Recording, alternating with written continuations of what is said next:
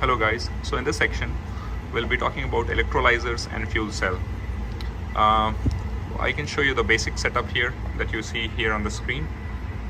In the setup you see an electrolyzer. So the first part here is an electrolyzer, and then we have a fuel cell. We also have deionized water in these containers. So what's basically happening is that in normal scenarios, if we take this outside or we use, so this one is a photovoltaic cell which will produce some energy. This energy is getting fed into the first electrolyzer. Electrolyzer produces the individual components of water, that is oxygen here in this, on this side you can see O2 written here, and then hydrogen over here, over there. So hydrogen and oxygen gets broken into its individual components. They come here, they get stored here.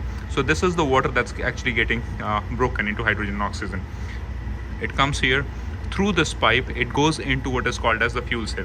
Now this fuel cell will connect the hydrogen and the oxygen component back, and we can run this fan. Let me show you by running the fan. So yeah, let me show you the setup once again.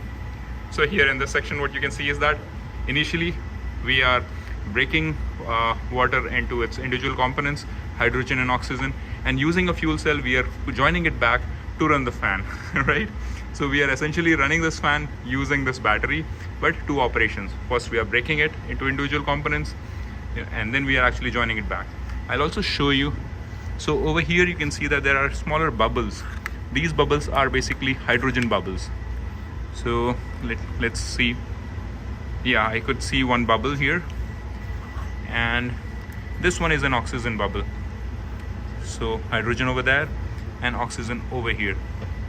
So these hydrogen and oxygen, they come here, they get accumulated in these tanks, separate tanks, and then they again join back together in the fuel cell to drive the pump.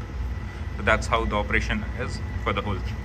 We're using a battery here because since we are indoors, we don't even have an external light source or something. Otherwise we would have been shining a light here on the solar panel to run the whole operation. All right, see you in the next video. Thank you.